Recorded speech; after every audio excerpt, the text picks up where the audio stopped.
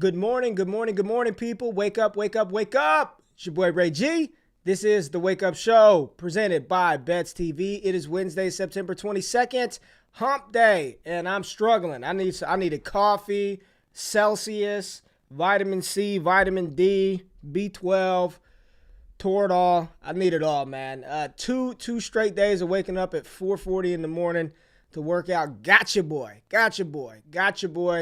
GQ, but it's good, man. Good to be here. Where the people at, man? Where the comments at? Where the people at? Good morning to all of y'all tapping in, whether that's via Twitter on Periscope or YouTube on the best channel. Make sure y'all following us everywhere. Jay, how you doing this morning, baby? I'm good, man. I'm good. Like you said, it's hump day. Sounds like even the commenter is a little bit slow getting up today. Everyone's, you're starting your new routine, working out, all that stuff. I'm not quite there yet, but it's a really gloomy day out here in Toronto. It's raining. It's like, you don't really want to get up. Even I was talking to my mom. She's like, oh, I didn't want to get up early, blah, blah, blah. It's just one of those days, man. But we're here. There's lots to talk about. So I'm excited, man. Let's get into it. Yeah, it's we were talking later last night, and I was outside, and I was telling you it was cold. I was like, dude, it's cold outside. It was 77 degrees, and this morning I wake up, and it's 58. So the kids got on jackets. I got on jackets. It's like cold. It's cold. It's kind of gloomy out as well. So we're finally hitting that fall season today. We only got a high of 82, so I'll be wearing a long sleeve shirt, jeans to work today because us Texans aren't prepared for that cold weather, as evidenced by the ice storm that we had that knocked us completely off of the. Yeah, it literally shut the state down.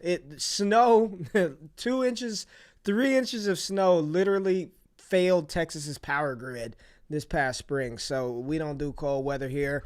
But Jay, we got some news to talk about, right? Go ahead and drop that. I know you've been dying to talk. I don't know why you've got a hard-on for this Ben Simmons thing, but you have been dying to talk about this, so please It's not that I have a hard-on for Ben Simmons. Is that it's funny because most people, I think, and this is just my opinion from what I see out there, people really don't like Ben Simmons. Like, they really don't like him. They think he stinks.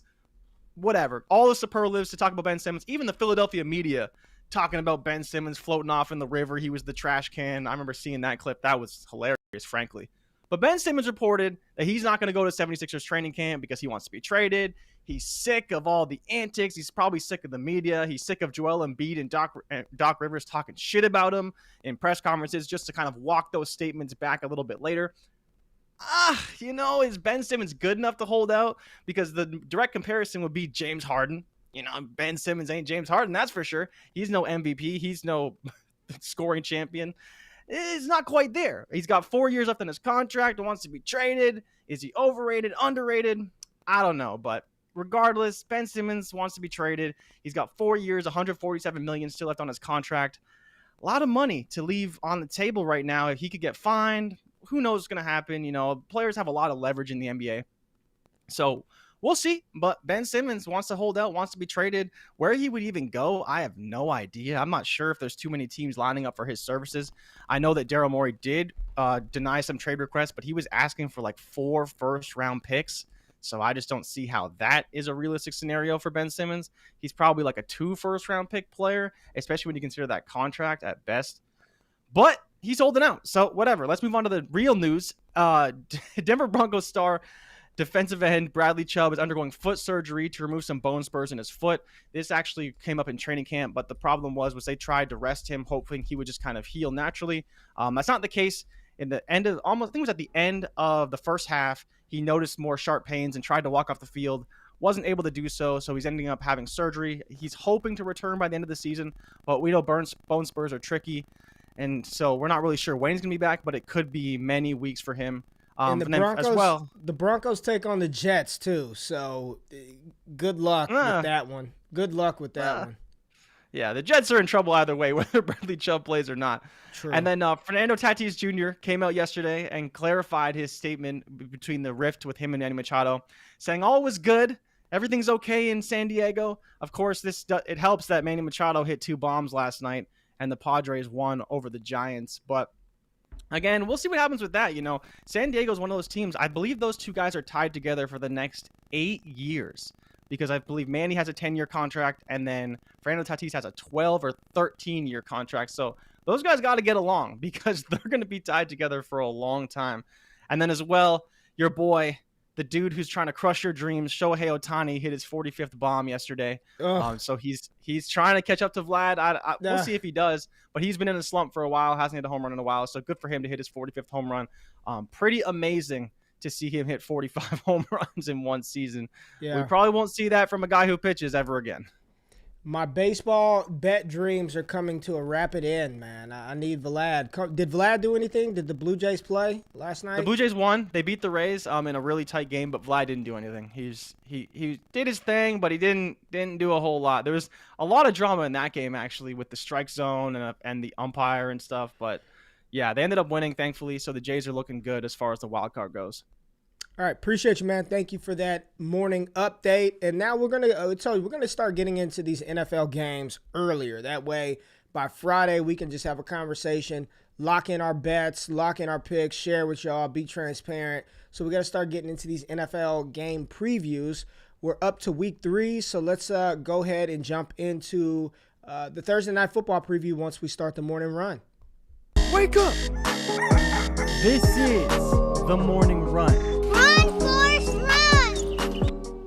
All right, so we have the Carolina Panthers versus the Houston Texans here tomorrow. Today's Wednesday. Tomorrow on Thursday. Panthers are now 8-point favorites over the Texans. Get the Panthers on the money line, minus 378. Over, under 44. Yikes. Yuck. We see DJ Moore and Brandon Cooks here, 2 wide receivers that have been balling out early this NFL season. DJ Moore still cannot find the end zone. Like, we just need DJ Moore to get a touchdown. Come on, DJ. Get it in the end zone. Brandon Cooks has been on a tear.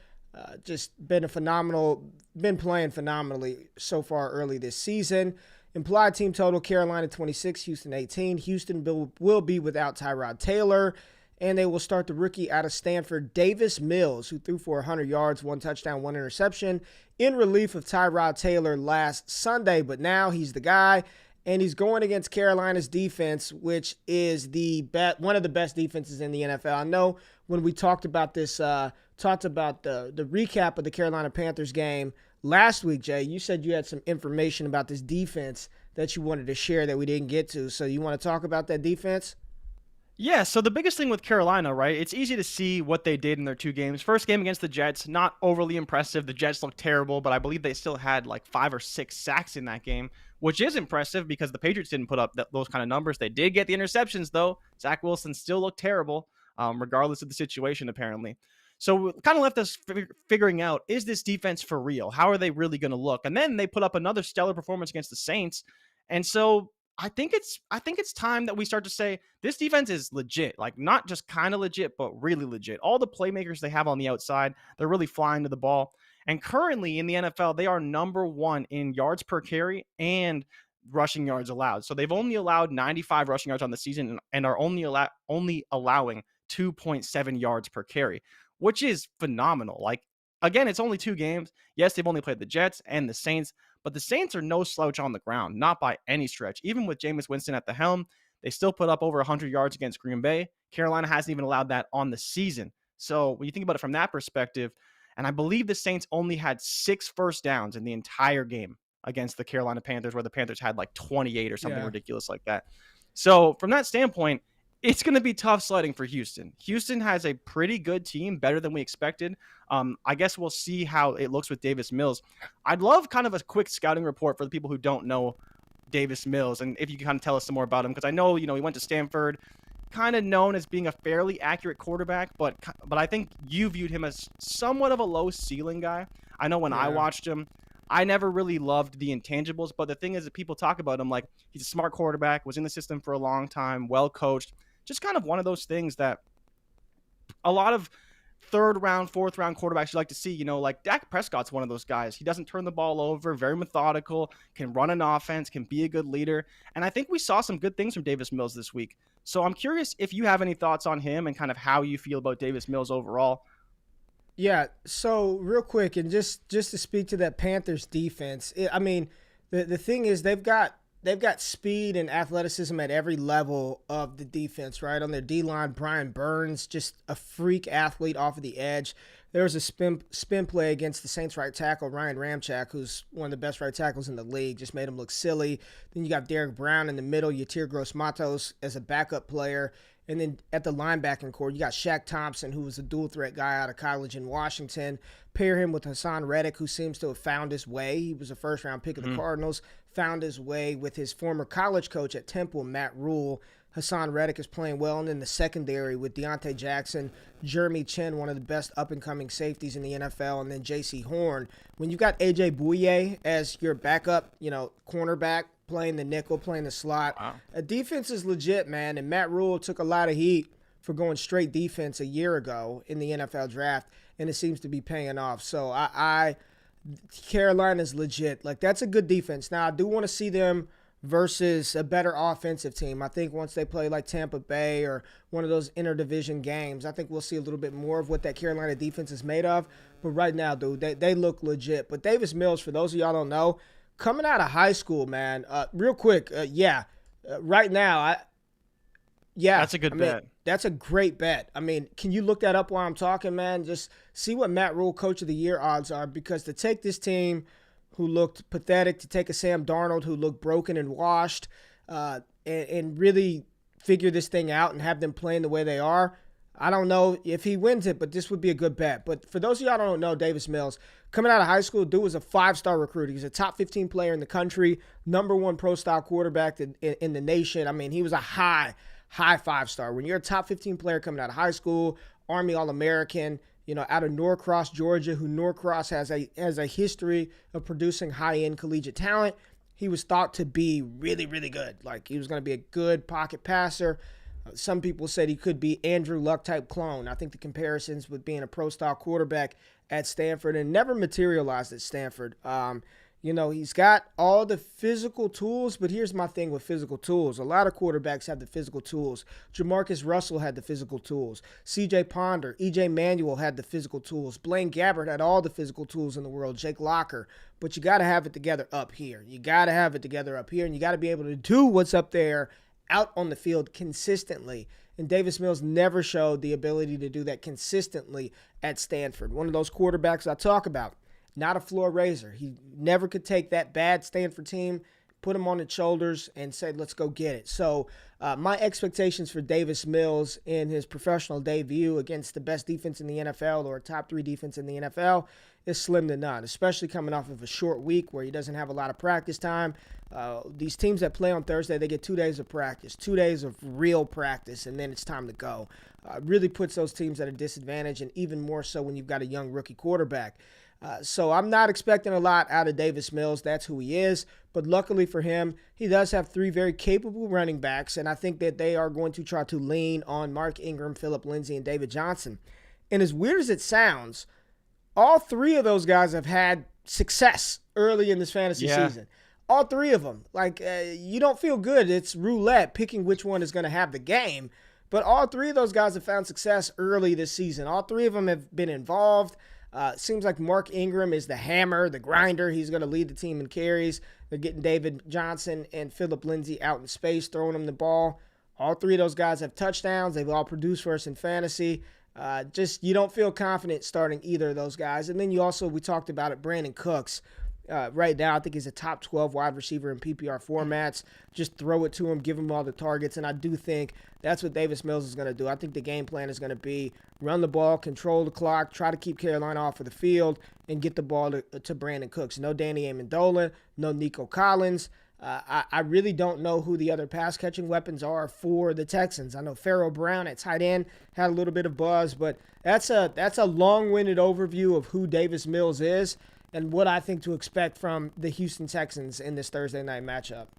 Besides losing. Yeah, so I didn't say that. Losing too. So going back to Matt Rule, he's 16-1 to win. The best odds right now are Brandon Staley, followed by Sean McVay, Kyle Shanahan, then Matt Rule. Matt Rule is tied with.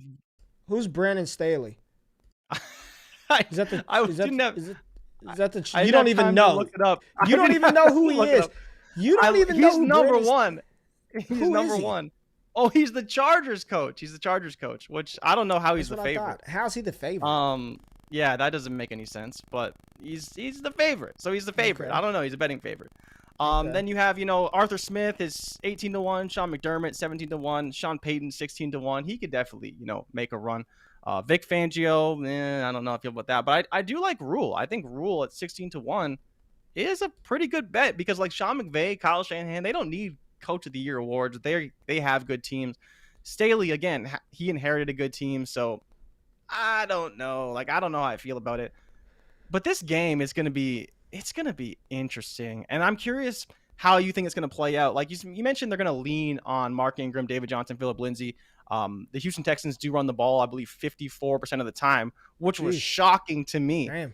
For a team that is, kind of down a lot, you'd think they'd be passing at least a 50-50 split, maybe pass a little bit more. Well, but they actually run the ball more. Well, they've never just been blown out, so they haven't really just been down to that point, right? Even against the Browns, I mean, they lost by 10, but that game was pretty tight for a large part of that game. So they've never just been like blown completely out. So it doesn't surprise me. Like, David Culley's doing a good job. He's doing a good job with what he has. He doesn't have much to work with. I mean, it's literally like going in your refrigerator and you've got bologna, mayo. No, you don't even have mayo. You've got like bologna, Worcestershire sauce, wilted lettuce, a half a little thing of orange juice, and like 2 eggs. And then someone's like, make a meal. That's what he's working with. His refrigerator is bare. It's old grape jelly that you can barely open the top, and you're asking this man to put a good meal on the field, like a good product. So what David Culley is doing in Houston with the team that he has, I think he deserves a hell of a lot of credit. Now, the Panthers, there's a stat. They currently have a first down on 43.8% of pass plays with, what is this? What is this stat? So the Panthers have a first down. So they get a first down on 43.8% of their pass plays, which is 4th in the NFL. So 4th highest in the NFL at that rate. And then the Texans are 5th in 20-plus yard pass plays with 9. So we think the Texans aren't really, moving the ball, but they're 5th in the league in pass plays over 20 yards. They're not a terrible team. And that's all Brandon Cooks for the most part, right? Yeah, he's the driving force behind that. I mean, they are terrible, but they're not playing terrible. So let's talk about some of the props. And these might change a little bit. Where do we get these from? Is this Prize Picks? No, these are all live props. Oh, these are all live props? So let's Yes, sir. This is interesting, man. Like, I'm just going to be real with y'all. Prize Picks drops their prop lines like early, like Sunday, Monday. Like, I think it's Sunday night or at least Monday. I know that they've got player props out on Monday. And when those drop, those are some of the softest lines that I've seen. And I know a couple of people have already been talking about that on Twitter. I'm interested to see how these compare to what Prize Picks has. So right now, Carolina props, let's start with Sam Darnold. Over under 258.5 passing yards and 1.5 passing touchdowns for Sam Darnold. Do either of those intrigue you? No. This game is very difficult for me. Hold on. But Here we go. I think it's a no. Let's do the case study, right? So you pulled these props from DraftKings, right? Yeah. So No, this is from the prop shop. So it's it's DraftKings, BetMGM. It's everything. Okay. Rid of Unibet, PointsBet, all those different places. Okay, keep going. So you said you don't like Sam Darnold. I don't love the passing yards number. I think, but then the 1.5 passing touchdowns is a decent number, but I believe it's like minus 180. So it's not great odds, but I think he should throw for 2 touchdowns. My only question, though, is like, what if they just lean on McCaffrey to score touchdowns because he doesn't have any yet on the season? So that does concern me a bit. I think the yards could be there, but the props for this game are interesting and surprisingly high. I'd be curious where Prize Picks has them right now. They are kind of high, man.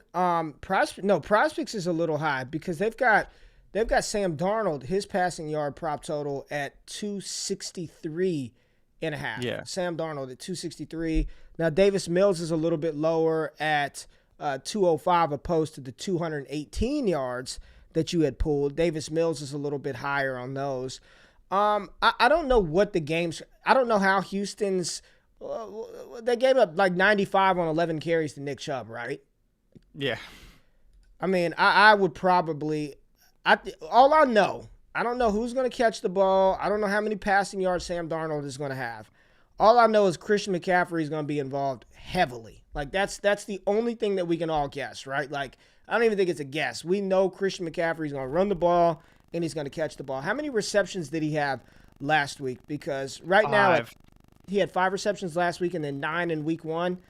Yeah. Oh, yeah, we do know it was 5 because he just missed the damn prop because it was 5.5, right? Yeah, we just missed the damn prop. 83.5 rushing yards. I like the over. I don't think it's a lot for C. You think it's a lot? Well, he's getting like 20 carries a game, dude. But he's going to get 20 carries in this game, right? That's the problem, is that they know they need him for the long haul. They can't afford to be wasting, kind of just random work for him in a game against Houston. And I think we've actually seen that in the past from Carolina. They don't always play CMC hard when they don't need to in games that really don't matter.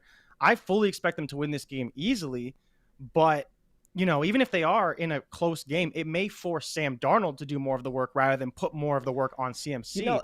That's why I just don't love the 83.5 personally. Every time we've said something was going to be a blowout, the complete opposite has happened. I don't think it's going to be a blowout. I do think that Carolina's defense is legit, but I still have hesitation and reservation about the offense. I just do. I'm just not there yet with the offense. I don't think this offense is some juggernaut that's going to walk into any NFL stadium and just blow a team out. And unlike college, man, like these dudes are grown men. Like everyone thought Houston was going to get obliterated by Cleveland. And I think Cleveland, that offensive line, I think they are is Cleveland a better offensive team than Carolina? Yeah, I'd say so. They're much more polished for sure. They're more experienced. They've been together longer. And I know Jarvis Landry went down. I know they had no Odell Beckham Jr., but right now, if I asked everybody, do you want Baker Mayfield or Sam Darnold? The combination of Nick Chubb and Kareem Hunt, maybe that is equal to Christian McCaffrey. And the offensive line is. I think Cleveland is a better offense than Carolina, and they've played better competition so far with Carolina Panthers, and then they just played Houston, and they didn't blow Houston out. Everyone thought Houston was going to get lit up by the Jaguars. I don't think it's going to be a blowout. I do expect Carolina to win, but I'm seeing people saying that Carolina is going to blow them out and Christian McCaffrey is going to sit. You rarely see that happen in the NFL, where teams are just destroying people that much, where they just yank the starters. We saw it with Green Bay and New Orleans week 1. I don't believe in the Davis Mills experiment either. I'm not sitting here trying to stump for Davis Mills, but I don't think there's a world in which they just blow them out and CMC is pulled in the midway through the fourth quarter or the beginning of the fourth quarter and he's out. If that happens, great, but because hopefully that meant CMC went off earlier in the game. I just don't think that's going to happen. I don't think it's going to happen. I think it's going to be a little more competitive than we all believe it's going to be. And for that matter, I do like Christian McCaffrey's receiving yard prop line at 45.5. I do think he's going to get the receptions. Maybe they work him in the screen game, get him out in space. DJ Moore, 67.5 receiving yards and 5.5 receptions. Robbie Anderson, 43.5 receiving yards. Do any of those interest you? And the Texans so far this season have allowed almost 5 yards per carry and have allowed 2 20-plus yard runs early this season. So I know you said you feel like Christian McCaffrey's rushing yard total was high. Do you like the receiving lines for CMC, DJ Moore, Robbie Anderson?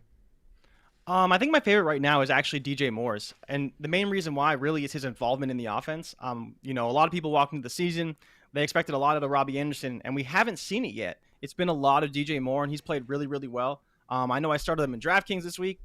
Great. I believe he scored 20 points. There's a lot of reasons to like what we've seen from DJ Moore, and I think he's not getting enough credit, especially compared to his peers. I'm not sure exactly where he ranks as far as his fantasy leaders go, but he's had a really good first couple games, and I think he's showing that he is the alpha in this offense right now. Is that going to be the case for the whole season? We don't know, but there's been a very limited amount of volume that we've seen headed Robbie Anderson's direction. People made the connection with Sam Darnold and their time in the Jets, and it was really overblown because even Jets beat reporters talked about how their whole chemistry and stuff was overblown from the beginning. But I think we're seeing it now play out on the field. And again, it's only a 2-game sample, so we're not going to overreact too much. But if we're placing bets right now, we should probably be betting on the over on DJ Moore's yards because he's getting the air yards. He's getting the receiving yards. The receptions at 5.5, I don't love because he's not that high volume guy, but he could definitely hit 6. It's within the realm of possibilities. But I think 67 67.5 is the number you'd want to target if you're going after a prop bet, because DJ Moore does have the long bomb potential, and he's getting deeper targets. He got 2 deep targets in week 1, and I believe he had 1 or 2 last week as well. So he's getting those deep targets that we want. And Robbie did have 1 on his 1 touchdown, but I just don't know if I want to go there with Robbie. I think he's a little bit more boom bust, and I think DJ is going to be the safer option. Yeah, I probably would rock with DJ Moore in this one, honestly. I mean, he seems like he is the go-to guy. Davis Mills, we said this earlier, 218 passing yards.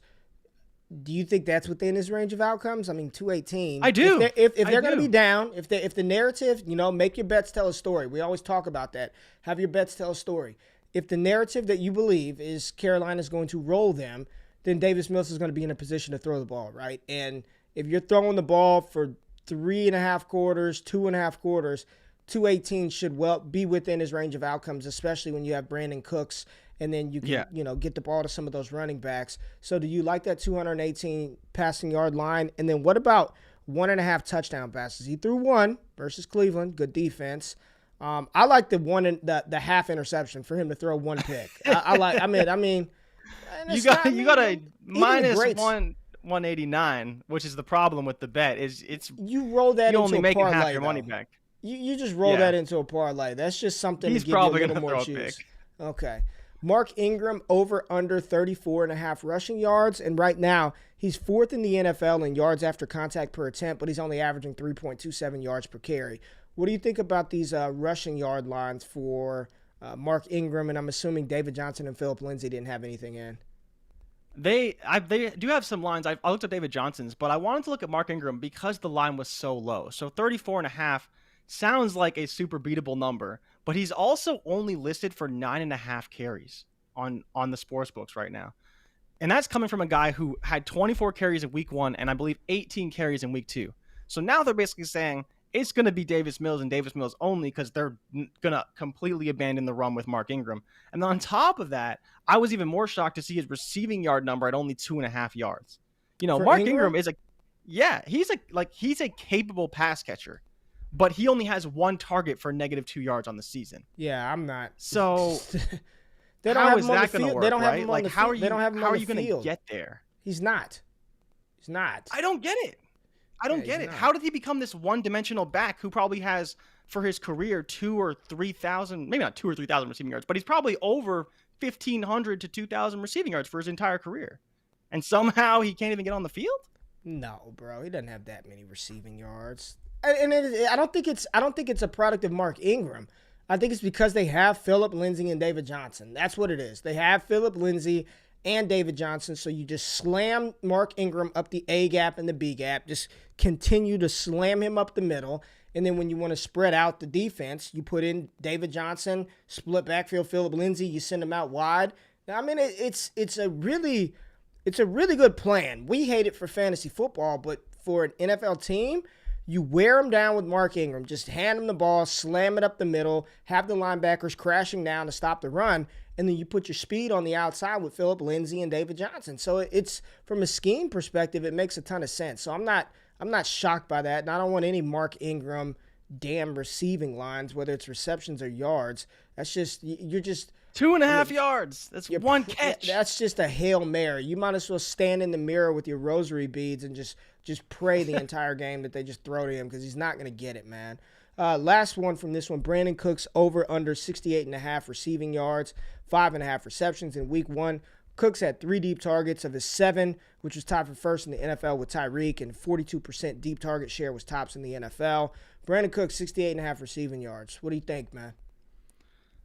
I think I got to go over. I've been back and forth with this a lot. I don't know if he's going to get it. Who do you think will cover him? Do you think it'll be JC, or do you think it'll be Dante Jackson? It doesn't matter. That's where I'm at. It doesn't matter. I'd keep my corners on the sides of the field. Even if he gets bracketed?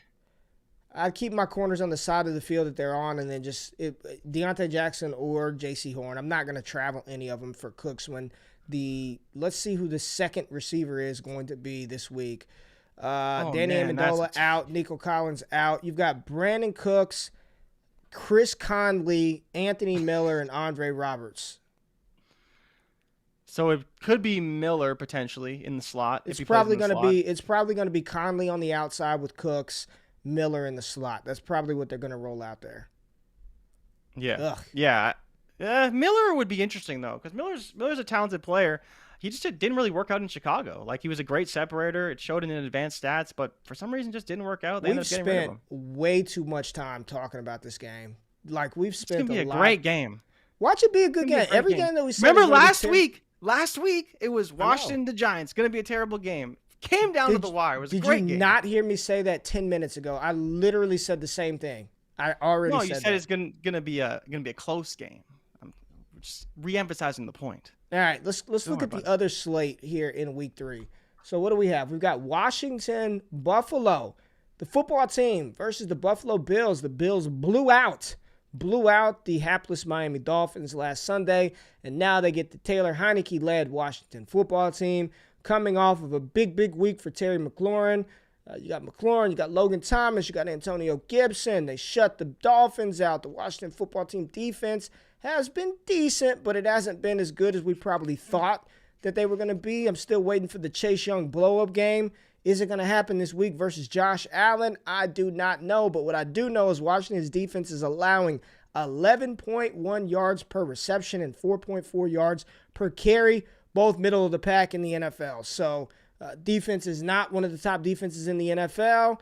And what do you think about this one? Buffalo -9. They are favored. I saw that line actually drop to 8 on the book that I use here. Over under 44.5 point total. Where you at with this one? Josh Allen versus Taylor Heineke. Football team versus the Bills. What do you like? I think I like the over. 45.5, implied team total of about 25 to 20, or sorry, no, it'd be 28 to 19. Oh, the math not looking good for me. Okay. But it'll be interesting because the thing is that I'm so tempted to just take Washington in the points and like we've talked about with the teasers, tease the football team up to like 16 points because Josh Allen just hasn't looked good. And while it's easy to say, oh, he'll get right eventually, blah, blah, blah. I don't think he gets right against this defense. Another week of him playing a very, very tough defense. Pittsburgh week 1, Miami last week.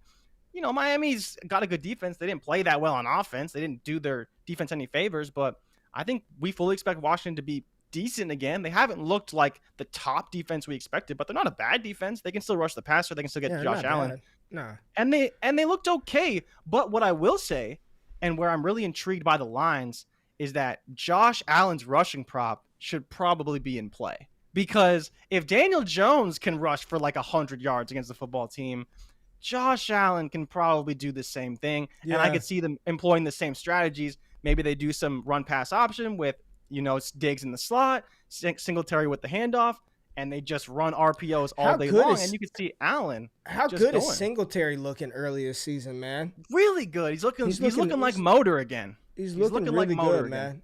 Devin Singletary's looking good. And I'm looking on Prize Picks because the player props have not dropped yet. They'll probably come out, tomorrow, Friday for the sports books?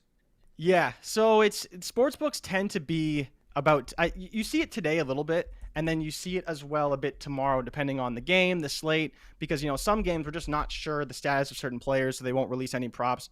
But yeah, so like for that game especially, I'm just mostly interested to see how the football team defense looks. Like for as bad as they looked against the Giants, they just made a lot of mistakes. It seemed like edge rushers not sealing the edge, and like even Barkley got loose on the play. I didn't really understand. So right what now, Prize Picks has Josh Allen at 270.5 passing yards, and they've got Taylor Heineke at 244.5. Are you interested in either of those? Josh Allen 270.5, Heineke's needs 245 passing yards to hit. I think I would probably take Josh Allen's line. The over for Josh Allen? I think I would take the over, yeah. The receiving yard totals, they've got Stephon Diggs at 78.5, and they have nothing else. Just Stephon Diggs at 78.5. So Josh Allen, 270.5, Stephon Diggs, 78.5. I'm still waiting for the Diggs blow-up game, man, and really his week was saved last week by a bomb in the fourth quarter where he had the Moss, Xavier Howard. I think it was like a 40-yard play. Other than that, he's really kind of just been – He hasn't been Decent. the Stephon Diggs. He's been good. He's been solid. And he scored touchdowns, which helped him out. But the yardage total, I'm waiting for that 11 reception, 160-yard game from Stephon Diggs. You know, we talk a lot about Lamar Jackson not looking good. That was the narrative the entire first quarter of the Ravens-Chiefs game. But you said it, man. Josh Allen seems like he might be playing a little bit worse than Lamar Jackson right now, coming off of that big deal, coming off of that monstrous season. So just talking about Josh Allen, we were ready. We anointed him as the dynasty quarterback too. We put him up there after his MVP-type season last season. Are you all in on Josh Allen? Are you still a little bit like, I don't really know? Okay, so how do I just remove myself from the masses, right? Because this is a conversation I had with you a lot. It was, is Josh Allen really the dynasty QB2, and why do we believe that? Because of one season. And my whole argument to people is like, it's not very far back you have to look at a dynasty QB2 who disappointed his next year. It's Lamar Jackson. Lamar Jackson didn't have a bad season last year, but he wasn't the quarterback that you drafted him to be. QB1 is Patrick Mahomes. It's Patrick Mahomes probably until he retires. Like until Arch Manning comes into the league, Patrick Mahomes is QB1. Yeah. But as far as theory goes, you don't always want to bet on the guy who's QB2 because he has nowhere to go but down. He literally has nowhere to go but down. That's because true. As much as you want to believe that Josh Allen is better than Patrick Mahomes, he's just not. He's just never going to have that value. No one believes that. Nobody believes that. But people will believe it in the moment. That prisoner of the moment mentality where Josh Allen's coming off this near MVP season, you believe that maybe he's as good as or very close to Patrick Mahomes, especially when talking about fantasy, right? Maybe not with NFL winning potential, all this stuff, but fantasy, you believe he can replicate the same numbers. Nobody with active brain cells believes that. And if they do, they're a sucker because it's Patrick Mahomes. If there's anybody in the NFL that I think is rivaling Patrick Mahomes, and I just don't think there is, it would be Justin Herbert. But so right now, Josh Allen is 27th in the NFL in passing yards, 23rd in QBR, 44.7.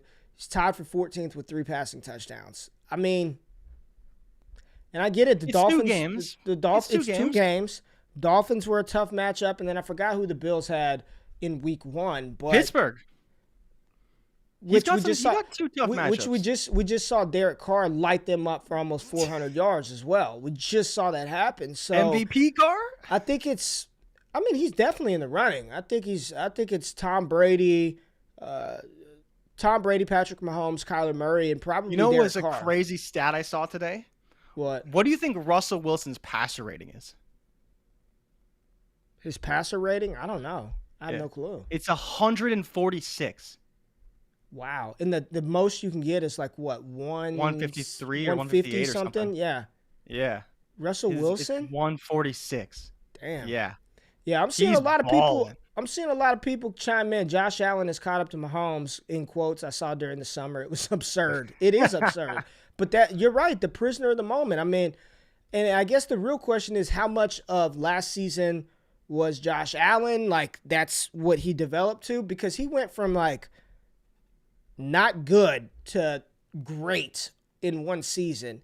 And to your point, we didn't expect him to duplicate what he did in 2020, but I think we thought he was closer to that than what he's shown so far. And again, I am not pressing the panic button. I don't want anybody to misinterpret what I'm saying and saying go trade away Josh Allen. He stinks. He's no good. I just think the anointment of Josh Allen and us, knocking a player who to me is better. I think Lamar Jackson is better than Josh Allen. Period. Ooh. I think Lamar Jackson is a better quarterback than Josh Allen. You give Lamar Jackson a Stephon Diggs. You give Lamar Jackson, those type of weapons. Cole Beasley. Say what you want. Cole Beasley would be probably the best receiver on Baltimore right now. I mean, and Hollywood would be right there. You give him a stable of running backs that are healthy, right? He almost had that with Gus Edwards and J.K. Dobbins. I think that what Lamar Jackson can do with his arm when given time and opportunity weapons around him, and what he can do with his legs, the best running quarterback that we've ever seen in the NFL. No slight to Mike Vick. Lamar Jackson is bigger. He's faster. He's more elusive than Michael Vick. He's the best rushing quarterback we've ever seen in the history of the NFL. I think Lamar Jackson's a better quarterback than Josh Allen. And to take Josh Allen from QB 12, whatever he was going into last season, and leapfrog him, I would here we go. Let's do this right now. Dak Prescott or Josh Allen? Dak Prescott or Josh Allen? Oh, I'm Dak. I've been Dak. Justin Herbert or Josh Allen? Justin Herbert. Kyler Murray or Josh Allen? Kyler Murray. Justin Fields or Josh Allen? I'm just throwing that out there. I'm taking Josh Allen over Justin Fields. Okay, Josh Allen. So right now, and then of course we got Patrick Mahomes over Josh Allen, right? Lamar Jackson or Josh Allen? Your opinion, not mine. I think Lamar Jackson. I think I'm still Josh Allen over Lamar. You're anti Lamar Jackson for whatever reason. I don't know why. I am pro throwing quarterback over pro running quarterback. Yeah, but I think it depends on. We're talking real life over fantasy, obviously, right? Both. Yes, real life. I would probably see in that case. I'd probably want Josh Allen, but I understand why. Because your argument was he's never because of the one season. Because of his one season. No. You're saying you're preferring a throwing quarterback. No. Because at the end of the day, right? I know that. Well, I don't want to say I know, but I think that Josh Allen can do more intangibly than Lamar Jackson. You know, like he can make more throws, I believe, than Lamar Jackson can.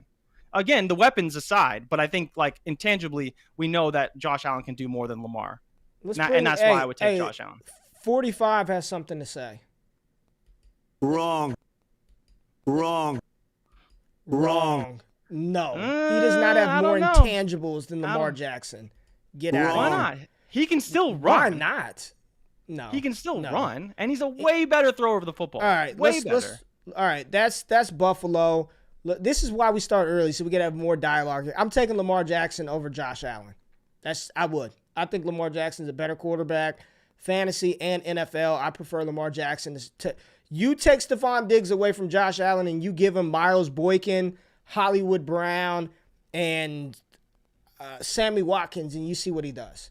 See what he does with that receiving core. Let's give Lamar a receiver. Let's wait until Shotty B comes back. Let's wait for Rashad Bateman to get healthy. Let's get him some weapons around. You know, what if they draft Garrett Wilson next year? I don't know. Just give Lamar Jackson Stephon Diggs and watch what he does.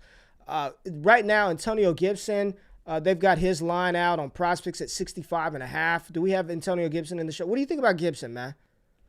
I like Gibson, but the one line, can you look up a Cole Beasley line for me while I talk about this? Because Antonio Gibson, last week, we talked about his rushing prop, and he hit it like just barely. And even though he didn't have the best game, he still hit his rushing prop. And I was on his receiving prop because I just believed that they were going to have to pass the ball a little bit more.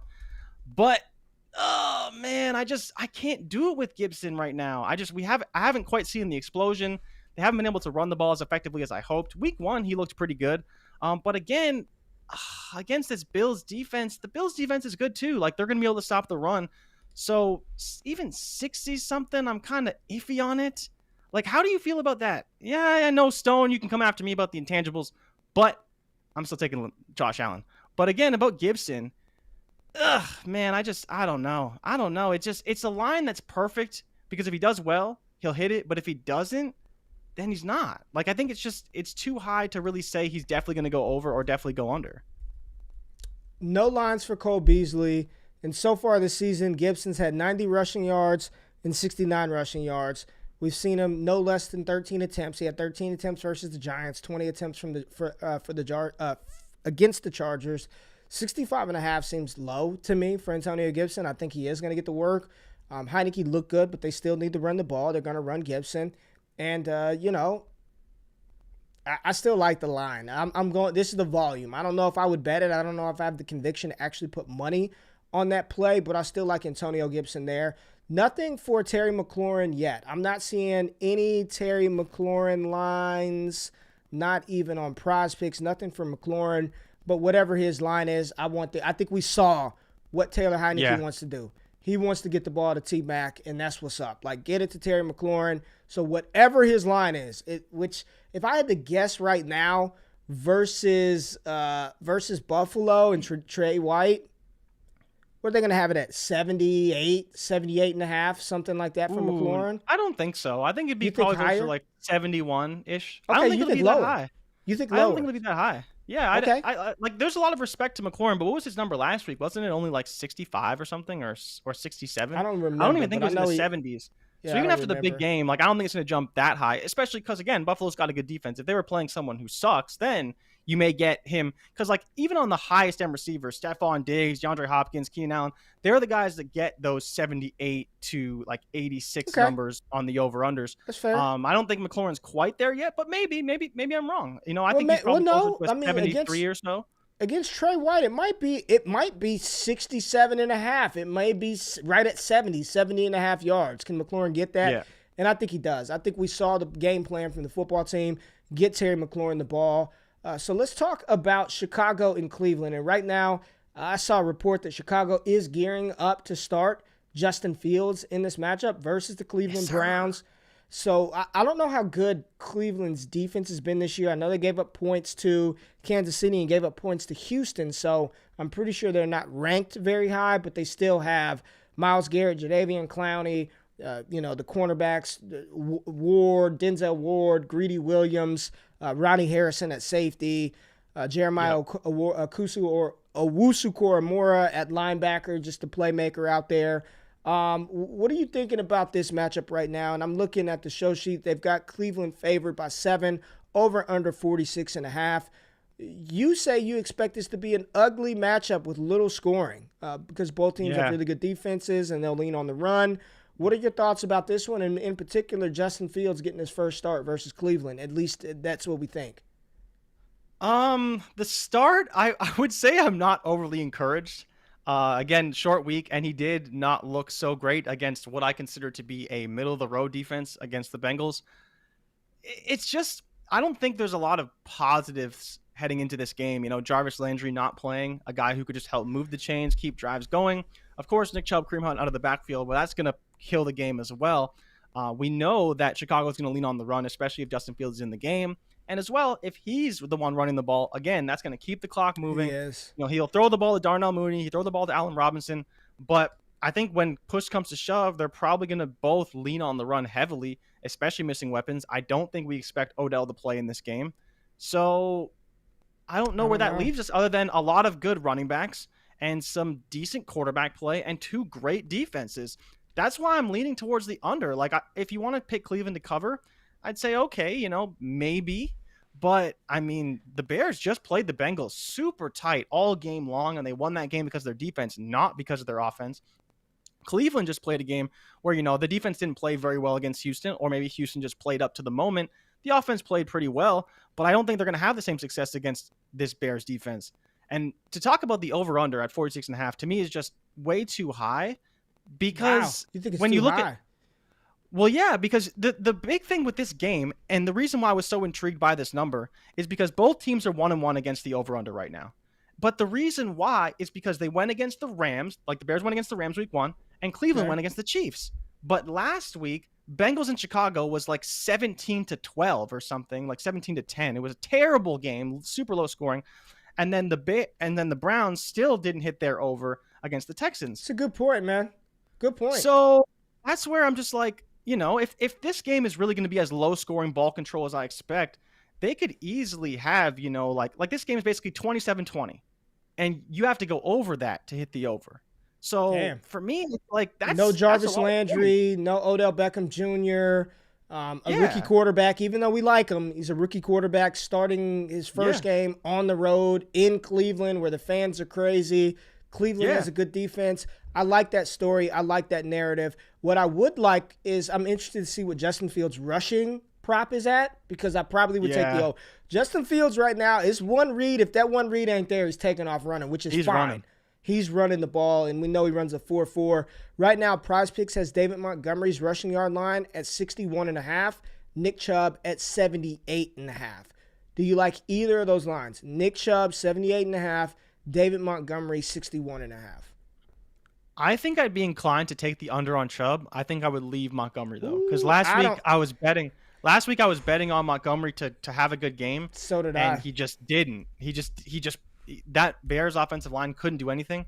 So I don't expect them to be able to do anything against the Browns either. But the Chubb line, I know you talk about. I'm telling you right now, I'm taking the over. He has not I know been you under can't. 78 yards. He hadn't been on the season 83 and 95 on 11 carries and on limited carries. I know, he's but getting there.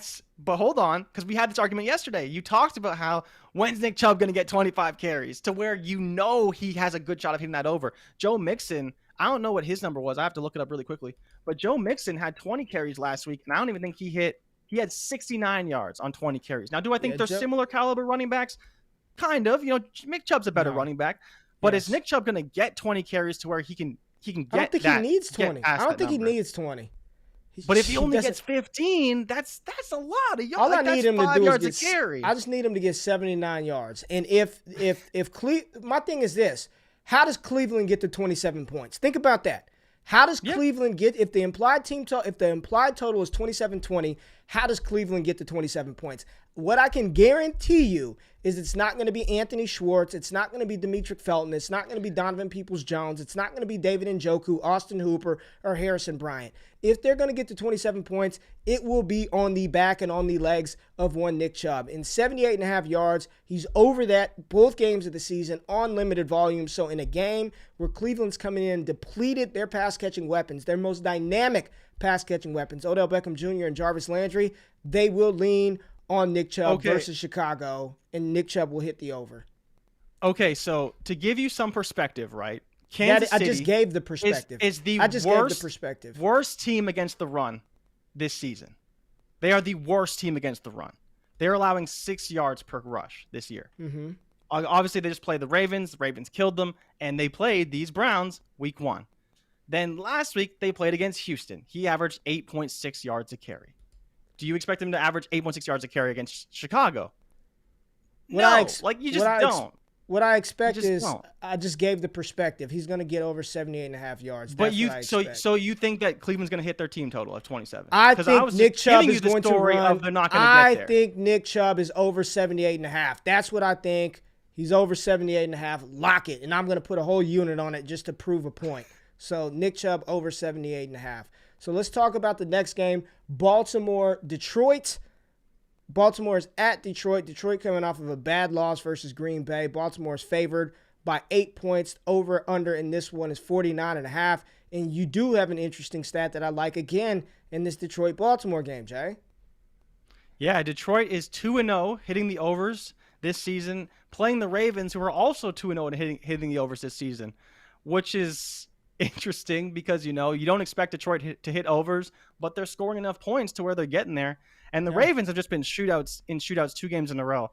But this week, the over-under is still 50 points, right? So it's a pretty high total. Like it'd be 31 to 23 or so to hit that over, 30 to 22 approximately based off that spread of 8 points. So I'm just like, what do I do with these teams? And is Detroit going to be able to do anything against the Ravens, because the Ravens look good and maybe they have a lot of momentum now heading into this game? And is this the game where Detroit gets actually beat down? Because that second half was brutal for Detroit. That could come to play, right? Where they took such a bad loss versus Green Bay that they don't get up for this game or whatever you want to call it. For me, I'm a teaser guy. What I'm doing is giving every team 7.5 points, and I'm taking Baltimore minus 0.5. They just need to win. It's a pick 'em, right? I don't think Detroit's going to have any answer for the speed of the Ravens. And even Tyson Williams looks fast as hell in the backfield. Every time he gets the ball, I'm like, dude, he's fast. He's really – it just makes me imagine what J.K. Dobbins would actually look like in that backfield. PrizePicks has Lamar Jackson's passing yard total at 220 yards. I think it's 220. I'm trying to log back in and kick me out, but I think it's 220 for Lamar Jackson. The under. You would take the under on Lamar Jackson's yards? Dude, that secondary is abysmal. But they did a decent job downfield on everybody outside of Devontae Adams. I expect Hollywood Brown to have a good game versus Detroit. Lamar Jackson is going to do his thing, and I do think the Ravens are going to win this one. I'm interested to see if they have any lines on Tyson Williams tomorrow or Friday. I'd be interested to see that because I probably would be inclined to take the over, especially if his yardage total comes out around like 40s, in the 40s or the 30s, I'd feel good taking the over. Lamar Jackson, his rushing line is probably going to be in the 60s. Like it's been like 60. Yeah, could even be higher than that. I think it was 71.5 last week, and he hit that. Lamar he's due for one of those games where what Lamar is good at doing is exposing bad defenses downfield. Like he can expose and take advantage of the deep because they want to throw deep. We saw that early in the game last week. He just missed Hollywood Brown versus the Chiefs. Say what you want about the Chiefs' run defense. I'm at the center of the field with Sorensen and Tyrann Mathieu. That's still a tough bet to throw against, and we saw that early in that game. But with the speed of Hollywood Brown, with the injuries that Detroit suffered in the secondary, and I believe they lost one of their cornerbacks, Melifanu, last week versus the Packers as well, with Jeff Okudah out. I think it could get ugly for Detroit in the secondary. Rubio said Lions won't play Ravens like they did the Packers. I think Lamar Jackson is going to expose them. So without seeing all of the lines right here, kind of stay away from it right now. But I do like Baltimore to win that matchup versus Detroit. And on the Lions side of the ball, I really don't know what you do with the backfield. Do you roll with, is it Jamal Williams? Is it DeAndre Swift? Swift 8 carries last week versus Green Bay. And I know they got game scripted, but then he only had like 2 or 3 receptions in that matchup as well. How many catches did Swift have? I believe he was 4 for 41 in that game. 4 for 41. But it was like all in the fourth quarter, garbage time, end of the game, game, just getting the ball dumped down to him. It was, I don't know, man. Like it's interesting to see what ends up happening in that game because I think like in my whole argument with Lamar and the passing yards, I fully expect him to hit a bomb. But when it comes down to it, there's few teams in the NFL that are just going to run the ball, whether they're up, whether it's close, because they just won't pass. Like the 49ers are one of those teams, they just won't pass. Like if they can run the ball down your throat 10 times to get into the end zone, they'll do it. And I think the Ravens are one of those teams too. They have no problem just continuing to run and run and run. And even against Kansas City, we saw that. They just kept running option all day long. And I expect to see the same makes thing. a point, and this speaks to why I think I like the over Lamar's passing yards. If they play man coverage versus Baltimore, they will get exposed. They cannot – say what you want about Sammy. He can still run. And Hollywood Brown is one of the fastest players in the league. So if they try to man up and they do some single high safety shit where he's got to guess which side of the field Lamar's going to throw, he will expose them over the top. Mark Andrews across the middle running those seam routes, get him more involved. I think last week was a catalyst for the Ravens. I think that matchup last week – really is going to be the jet fuel for the Ravens to go on a little bit of a run. So I fully expect their performance from the Sunday night matchup versus the Chiefs to carry over into this matchup. And I think Lamar Jackson, as Stone said, his MVP odds are going to go up after this game. So we didn't get to Indy, Tennessee. We'll get to that tomorrow. Los Angeles, Kansas City, New Orleans, New England, Atlanta, and the Giants. And I'm pretty sure by the time we start the show tomorrow, more player prop lines will be out. And Jordan and I did create a pretty dope bet tracker that we'll end up sharing with you guys every Friday to let you know our picks, what we're betting on, how much we're betting, or how many units we're betting, and all that stuff. He made a really dope graphic, a really dope spreadsheet for us to easily share with you all. So I appreciate y'all tapping in today. We will be back tomorrow. Make today great. Be blessed. We'll see y'all tomorrow. We out. Peace.